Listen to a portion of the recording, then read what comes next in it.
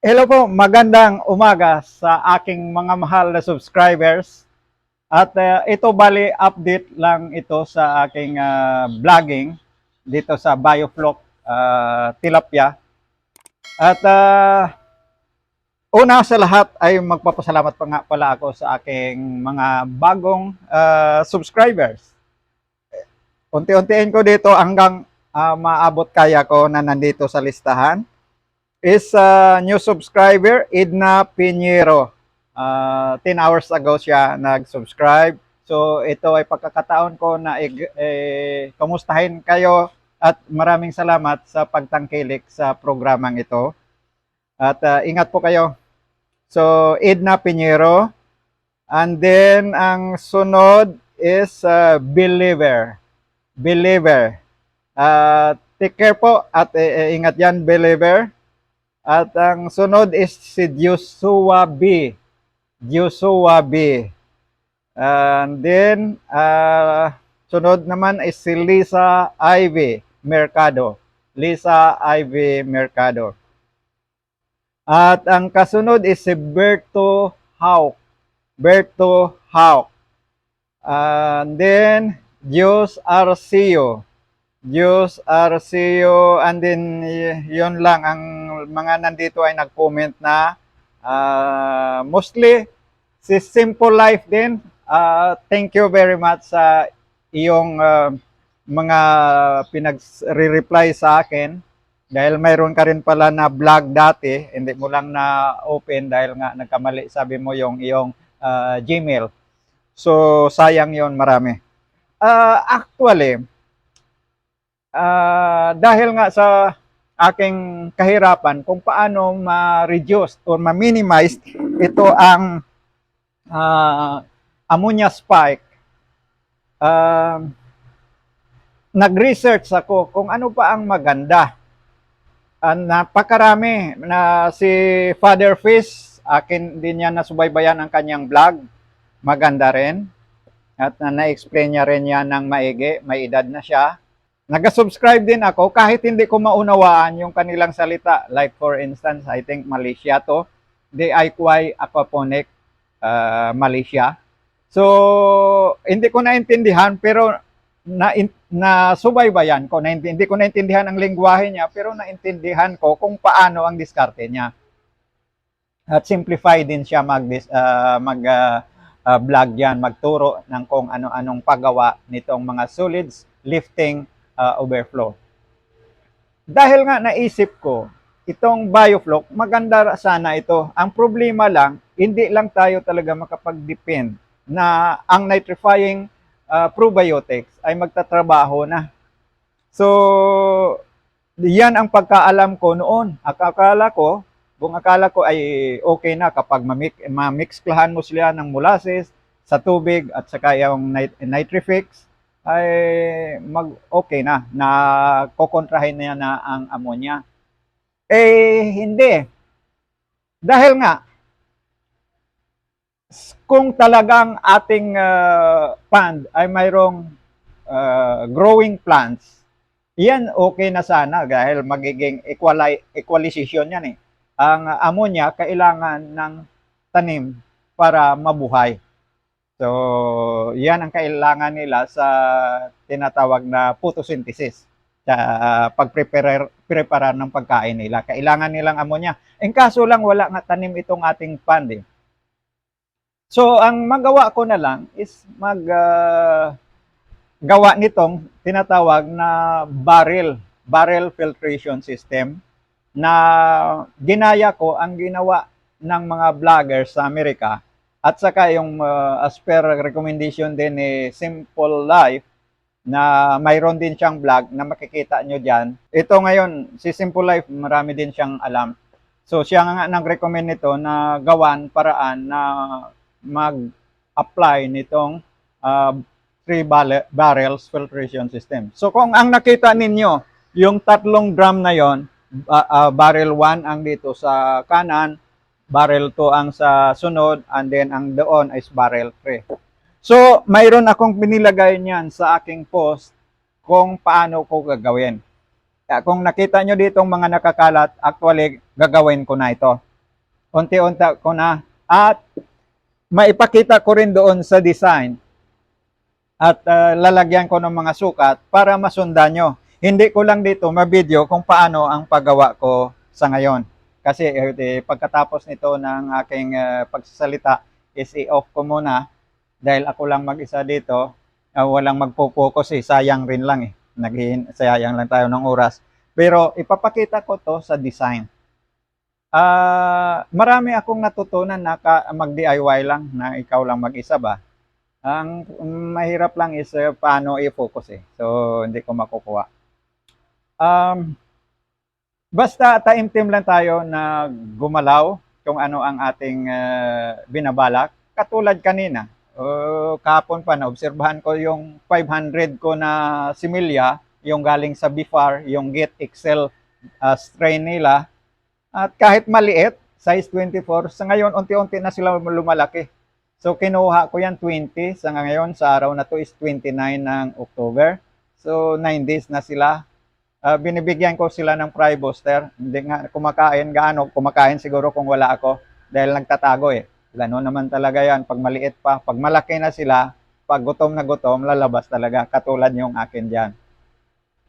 So, itong gagawin ko, I hope na makaka-resolve na ito ng pagtaas lagi ng ammonia. Ang ginagawa ko kasi, nagde-drain ako araw-araw ng 10% na tubig. So, sayang din na lagi ko tinitimplahan ng nitrifying fixing odor bacteria or probiotics na natatapon lang din.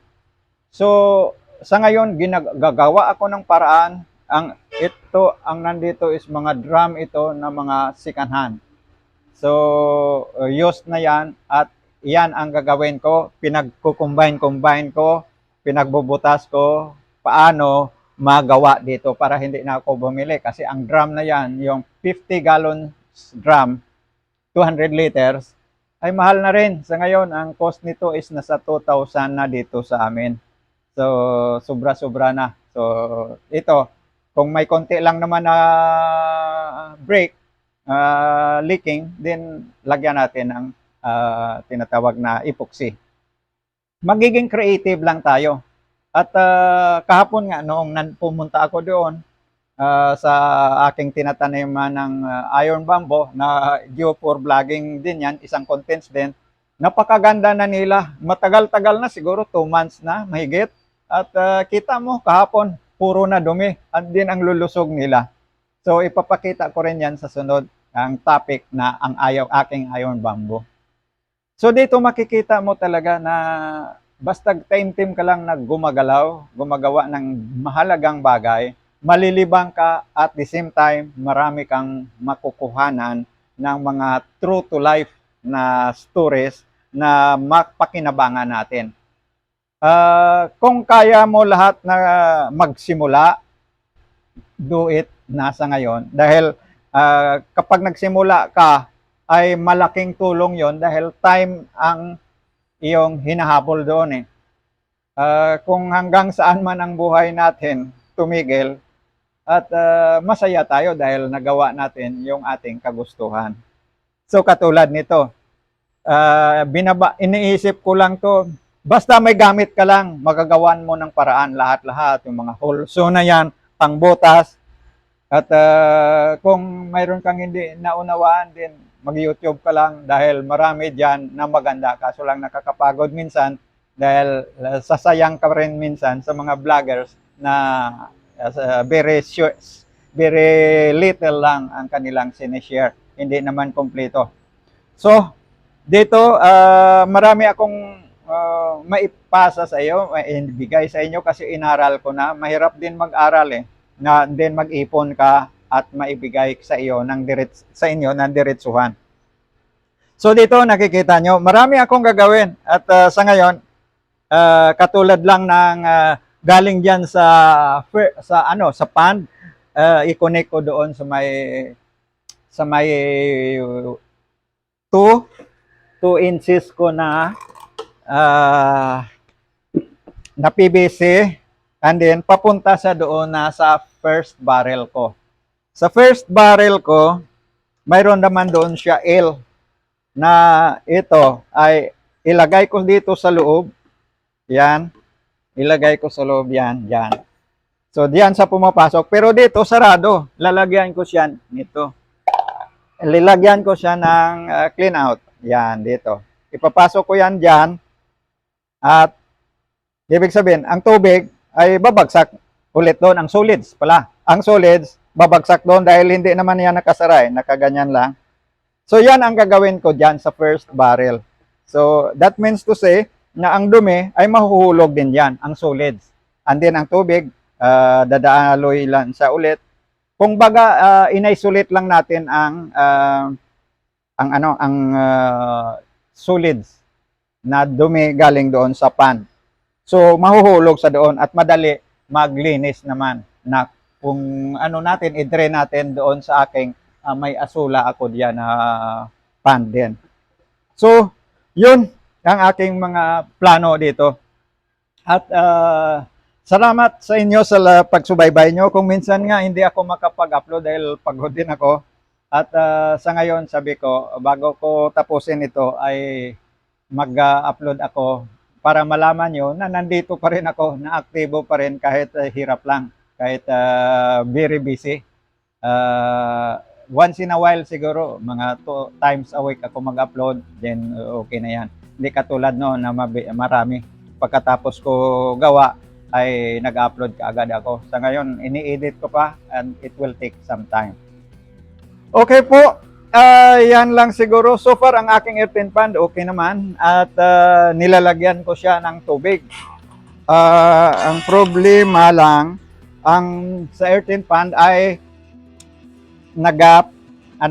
tumatahos ang tubig doon sa lupa. So, yun ang problema kapag malalim. Ito, habang may solar ako, continuous ang motor na yan. So, doon, nag-order pa nga ako sa Shopee ng another one na motor na 2 horsepower para dalawa ang mag-supply sa akin ng tubig dyan sa dalawang division na yan. So, yan ang negative sa earthen pan na nakita ko. Yung halimbawa, putik lang talaga, ay keep on filling ka ng tubig kasi pumapasok sa lupa. So yan ang weakness. Hindi naman natin kaya ang mga mamahalin talaga, yung mga liner, fan liner na HDP, hindi na natin kaya yan. Dito lang tayo sa mga simple lang na maliit, tan lang na gastos na someday makakabuhay naman tayo ng tilapia. Na rin yan sa atin, pang-booster na rin ng ating kaisipan na nakabuhay din pala tayo ng breeder.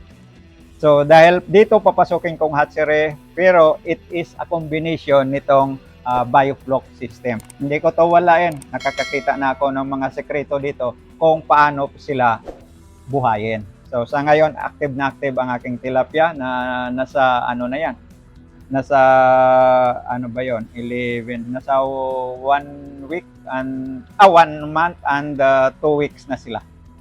So napaka-aktibo na nila. But lagi ako nagdi-drain lang. So yan lang po ang aking sasabihin sa inyo, guys. At maraming salamat sa mga nag-subscribe. Take care at God bless po sa isa't isa sa atin. Until next time po. Bye!